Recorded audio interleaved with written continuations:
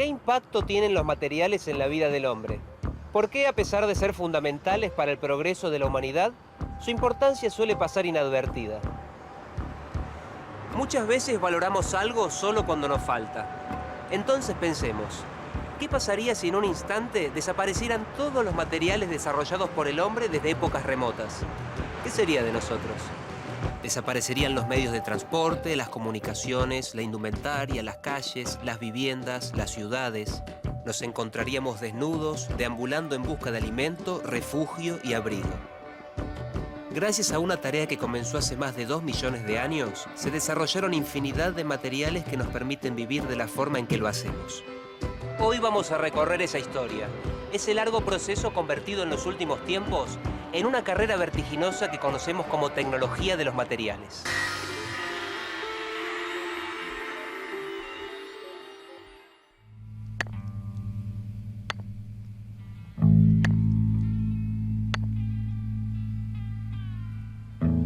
Si hablamos de tecnología, seguramente nos resultaría extraño relacionarla con los primeros hombres y mujeres que poblaron la Tierra.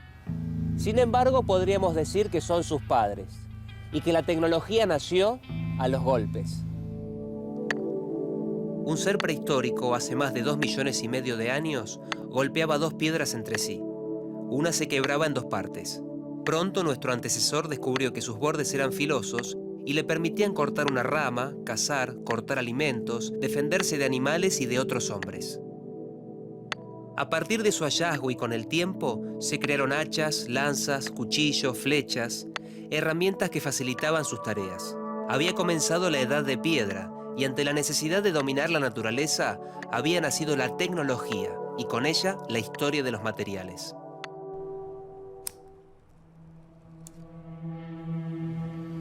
Hoy lo obtenemos con total facilidad. Es simple porque sabemos cómo y tenemos los elementos. Pero conseguirlo hace miles de años atrás fue un trabajo mucho más complejo. Lo cierto es que este descubrimiento produjo una sorprendente cadena de avances, algo así como un efecto dominó. Estamos hablando del fuego. A medida que el hombre fue evolucionando, las herramientas de piedra le permitieron trabajar el cuero, el hueso, la madera y mejorar su calidad de vida. Pero luego de los avances obtenidos con la tecnología de la piedra, otro suceso hace 200.000 años fue fundamental en la evolución: el descubrimiento del fuego. El fuego le permitió al hombre iluminarse, protegerse del frío, cocinar alimentos, trabajar en cuevas o túneles buscando piedras para el tallado, o minerales de colores para pintar en las cavernas, decorar sus cuerpos o adornar los artefactos que comenzaría a producir. La posibilidad de trabajar en túneles a la luz del fuego marcó el nacimiento de la industria minera, que permitió disponer de nuevos materiales y materias primas, y así continuar con la evolución. A esto se sumó otro avance tecnológico, la alfarería, que le posibilitó fabricar recipientes para preservar los alimentos, además de ladrillos y tejas para sus viviendas. A su vez, los hornos de alfarero fueron la base de los futuros hornos de metales, y con ellos se dio el inicio de la metalurgia. Toda esta evolución prueba una constante que observamos en todos los tiempos. El desarrollo tecnológico en un área contribuye al avance en otros campos de la ciencia en una magnitud hasta ese momento imprevisible.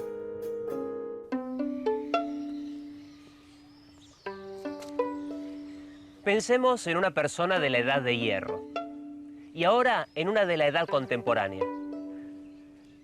Lo curioso es que puede tratarse de la misma persona, y esa persona puede ser usted o yo. ¿Confundidos? Veamos algunas clasificaciones que despiertan controversias. Un reflejo de la importancia de los materiales en la vida del hombre es que la prehistoria se dividió en 3 edades de acuerdo a los materiales que prevalecían en la fabricación de sus herramientas: la edad de piedra, la de bronce y la de hierro. A partir de la escritura comenzaron las edades históricas: antigua, media, moderna y contemporánea. Pero si hablamos de la historia de los materiales, en general se señalan 3 edades: la de piedra, la de bronce y la de hierro, en la cual aún estaríamos viviendo. Algunos consideran que hace pocas décadas habríamos pasado de la edad de hierro a la edad del silicio o de los materiales electrónicos.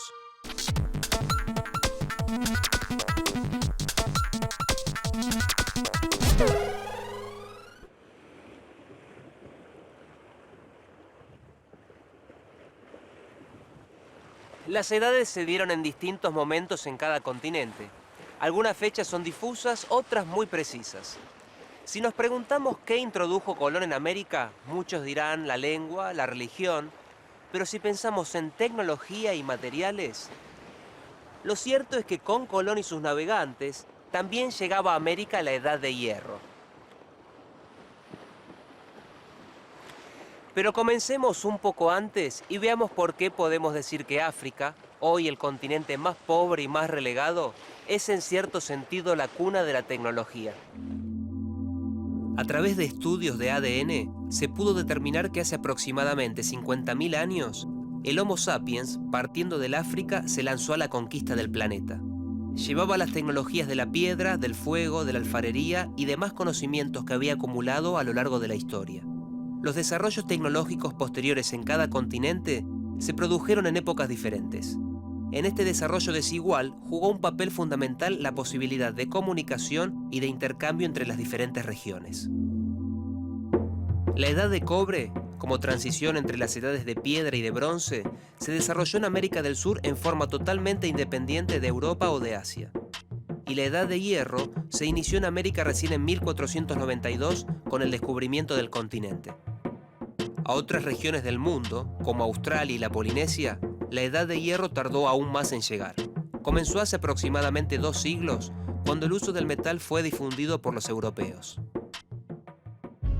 Otra prueba de cómo las edades se dieron en distintos tiempos según la región del mundo la encontramos en la isla de Pascua. Se considera a sus moais, imponentes monumentos de hasta 12 metros de altura, el logro más destacado de una civilización en la Edad de Piedra. Sin embargo, fueron construidos entre los siglos X y XVI de la era actual. El aislamiento geográfico de esa sociedad en el Pacífico, a 3.700 kilómetros de la actual costa chilena, impidió que otras tecnologías llegaran antes, como la del bronce, que en el territorio de la actual Tailandia era conocida 4.500 años antes de Cristo, y en zonas del Asia Menor 3.000 años antes de Cristo.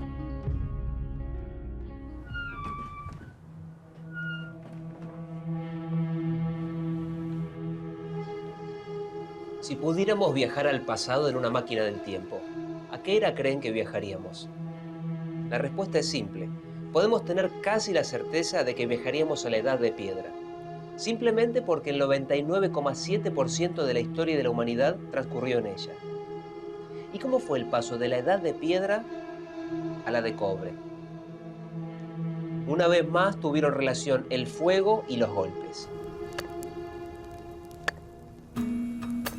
El hombre primitivo, contemplando las brasas encendidas que pudo obtener, descubrió que si estaban expuestas a una corriente de aire, aumentaba su brillo y el calor que generaban, y así podían elevar la temperatura en sus hornos de alfarería. Si alguna de las piedras coloreadas que usaban para decoración era un mineral de cobre, al ponerlas en contacto con el carbón incandescente, el mineral se reducía a cobre metálico y se fundía. Al apagar el horno, quien lo estaba usando se habrá encontrado entre las cenizas con glóbulos metálicos rojizos. Había descubierto cómo producir un nuevo material, el cobre metálico. Podía deformarlo golpeándolo con una piedra y fabricar objetos. Si reunía muchos de esos glóbulos metálicos y los fundía juntos, podía crear piezas como hachas, espadas y puntas de flecha. No eran tan filosas como las de piedra, pero eran menos frágiles. Además, se les podía dar formas imposibles de lograr con la piedra. Entre los primeros indicios de producción de cobre se encontraron los de la civilización del Valle del Indo, hoy Pakistán, que datan de unos 4.300 años antes de Cristo. También se encontraron en el sur de Turkmenistán y en el norte de Irán, lo que sugiere un importante intercambio de productos e información. En esa época, para producir el cobre metálico, los hornos debían contar con una corriente de aire forzada, que podía obtenerse construyéndolos en zonas adecuadas o soplando con tubos cerámicos o bien usando fuelles. En Asia, la edad de cobre apareció 4.300 años antes de Cristo. En Perú, con hornos instalados en las laderas de la montaña, recién 1.000 años después de Cristo.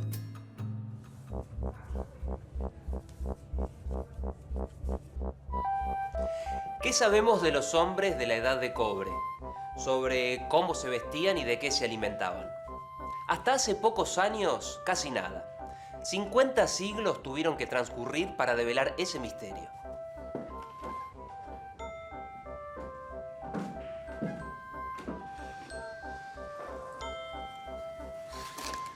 Una historia que comenzó cuando dos alemanes salieron a hacer turismo de aventura por los Alpes.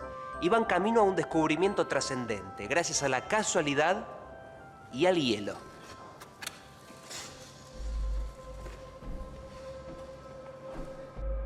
Septiembre de 1991, frontera entre Italia y Austria. Dos turistas encontraron un cuerpo en un glaciar. Supusieron que era el cadáver de un escalador, pero los estudios revelaron que su muerte se había producido 3.300 años antes de Cristo. Era un hombre de la edad de cobre. Los italianos advirtieron que el cuerpo había sido hallado apenas 92 metros dentro de su territorio. Lo reclamaron y desde 1998 se exhibe bajo el nombre de Ötzi, el hombre de los hielos, en el Museo Arqueológico de Bolzano, Italia. Junto al cuerpo del hombre, conservado en el glaciar durante 5.300 años, se recuperó parte de su vestimenta, su calzado y accesorios. El cabello contenía partículas de cobre y de arsénico, lo que hace suponer que había participado en tareas de producción y de fundición de cobre.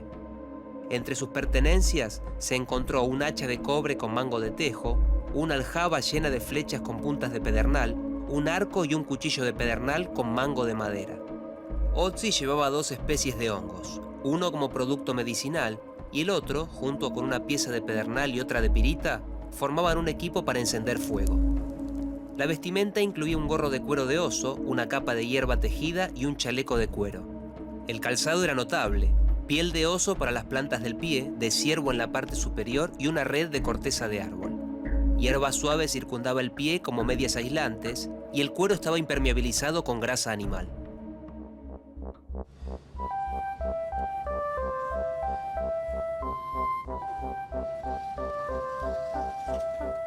Un último dato anecdótico sobre el hombre de los hielos. Un profesor checo hizo una reproducción de su calzado y lo probaron escaladores. Lo encontraron tan cómodo y seguro que un fabricante analizó la posibilidad de comercializarlo, inspirándose en la tecnología de hace 5.300 años. Ahora dejemos a Ötzi y volvamos a la primera civilización conocida del sur de Asia para entrar en la Edad de Bronce. Valle del Indo. Sus pobladores, después de 1000 años de usar el cobre, mejoraron sus propiedades agregándole estaño para obtener lo que hoy conocemos como bronce. Si consideramos que los metales puros son más blandos que sus aleaciones y que una aleación funde a menor temperatura que el metal puro, podemos afirmar que el bronce es un material que funde más fácilmente y que es mucho más duro que el cobre. Fue así como el bronce desplazó al cobre en su uso para armas, cascos o armaduras. Pero, ¿por qué no se lo empleó en carruajes o puentes? La respuesta es simple. Los minerales de cobre necesarios para obtener el bronce no son muy abundantes en la naturaleza, por lo que resultaba imposible encarar grandes construcciones y para estos usos el hombre debió continuar con el uso de la piedra. Con los años, la isla de Chipre se convirtió en una fuente importante de cobre que se comercializaba en lingotes, en tanto que el estaño podía provenir de parajes tan lejanos como las Islas Británicas, lo que demuestra que la navegación ya estaba muy avanzada.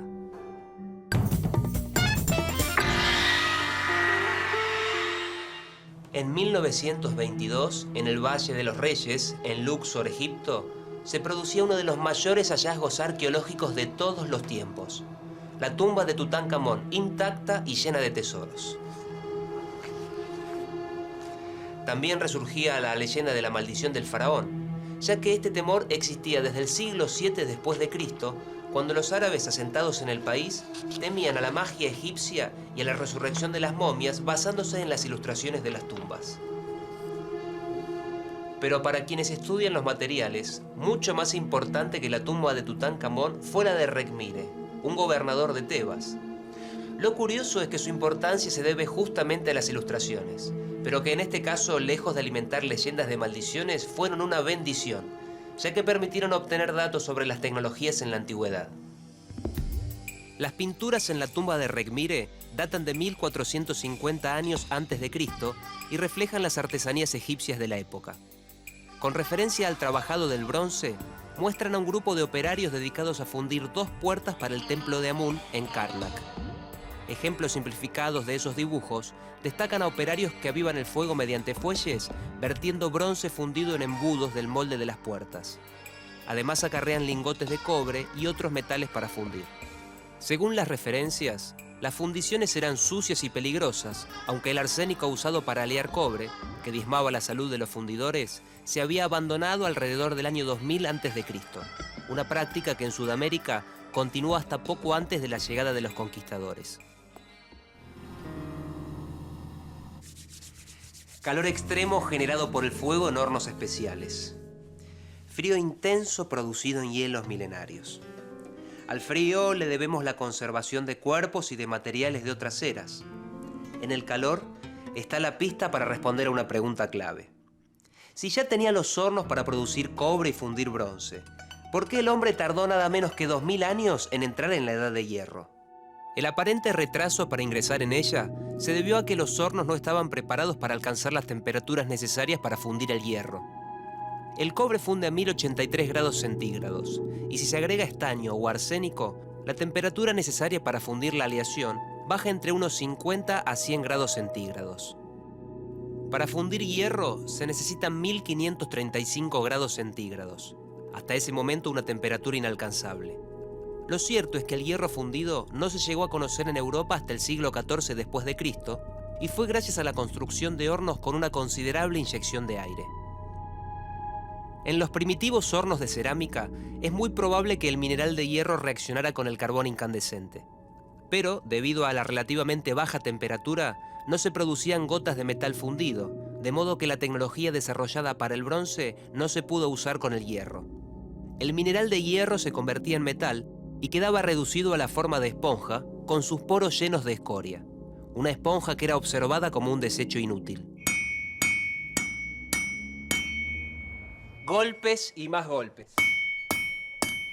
Golpeando dos piedras, el hombre inició la carrera de la tecnología. También a los golpes, entre el año 1000 y el 1500 a.C., descubrió el secreto de cómo trabajar el nuevo metal que dio nombre a la siguiente edad de la humanidad. Así nacía el hierro, entre el calor y los golpes. El hombre aprendió que si golpeaba aquel residuo de los hornos, hasta entonces inservible, cuando aún estaba muy caliente, la escoria salía de los poros y el compuesto se compactaba en una pieza metálica sólida.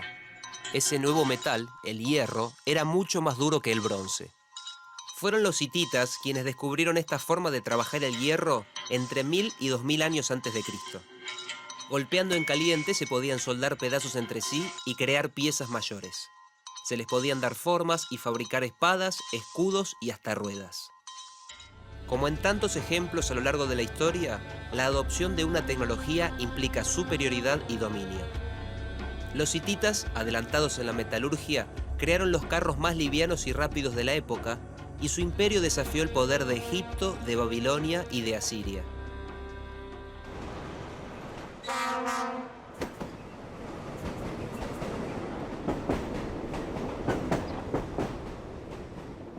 Hasta entonces se producía lo que hoy conocemos como hierro forjado. Las piezas no podían fundirse y la fabricación era muy laboriosa. Entonces, ¿qué ventajas fundamentales tiene el hierro sobre el bronce? La abundancia de los minerales de hierro frente a la escasez de los minerales de cobre y de estaño lo convertía en un material muy accesible. Otra ventaja es que el hierro es más duro que el bronce. El uso del hierro tuvo un gran impacto en las actividades del hombre. Se crearon pinzas y martillos que facilitaron el forjado del propio metal y se hicieron arados, guadañas, picos y palas que simplificaron las tareas agrícolas. Cuando el hierro pudo ser fundido, con el transcurso de los años, comenzó a desplazar a la piedra en las estructuras de los puentes y permitió la construcción de equipos y máquinas impensadas para la época, como las máquinas de vapor. Con el hierro surgieron nuevas tecnologías en el transporte, en la agricultura y en la fabricación de infinidad de productos. Con la ayuda de equipos de hierro, se descubrieron nuevos materiales y metales, como el aluminio o el titanio, cuyos minerales eran abundantes en la corteza terrestre, aunque los hornos existentes hasta entonces no podían reducirlos a la forma metálica. Para su producción, fueron necesarias máquinas con estructuras de hierro que generaran electricidad. ¿A quién le debe el vidrio su difusión y aplicación a objetos cotidianos? A los fenicios, y también a otro material, el hierro. Su historia se remonta a 5000 años atrás, cuando en Oriente se fabricaron los primeros artículos de vidrio. Hallazgos en diversas tumbas prueban que en el antiguo Egipto los artículos de vidrio estaban reservados a reyes o faraones. Egipto se convirtió en el principal proveedor de objetos de vidrio de las cortes reales entre los siglos IV y I a.C. Fue entonces cuando los fenicios iniciaron la técnica del vidrio soplado, que permitió la producción a gran escala y convirtió el vidrio en un material de uso común. Y en esto la clave fue el hierro. Tubos de cobre en contacto con vidrio fundido eran imposibles de manipular para el soplado por la alta conductividad térmica del metal. Tubos de bronce también se fundieron. En cambio, el hierro tiene baja conductividad térmica y alto punto de fusión. Podemos verlo cuando un herrero puede golpear el extremo caliente de una barra de hierro mientras sostiene el otro extremo con la mano. Lo mismo sucede con el soplador de vidrio cuando se utiliza un tubo de hierro. De esta forma se pudieron fabricar con facilidad botellas, copas y otros artículos de uso doméstico. Y el vidrio se convirtió en un producto accesible a la mayoría de la población. Hoy tiene aplicaciones sorprendentes, en comunicaciones, por ejemplo, a través de la fibra óptica.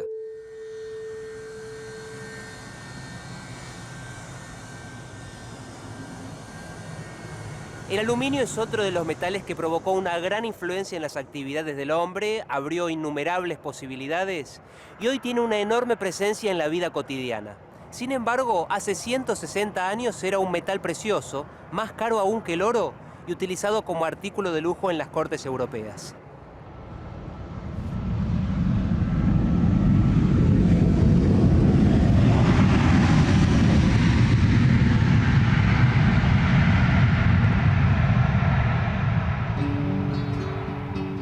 La razón de su alto valor y prestigio obedece a que el metal apenas podía producirse en ínfimas cantidades por un método muy costoso.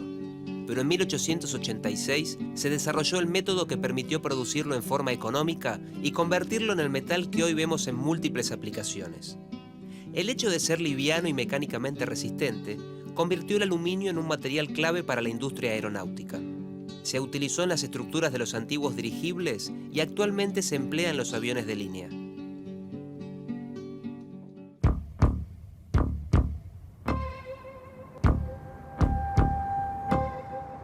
¿Qué es un material con memoria? ¿Cómo pasó el titanio de ser una curiosidad de laboratorio a ser parte de nuestras vidas, o tal vez de nuestro cuerpo? ¿Qué materiales permitieron que hoy podamos sostener en la palma de la mano una computadora que en sus inicios pesaba 27 toneladas? ¿Por qué el adobe de los antiguos egipcios es un antecedente de materiales que actualmente impulsan la tecnología aeroespacial? Detrás de cada material hay decenas de historias. Pero esas historias son material de nuestro próximo programa.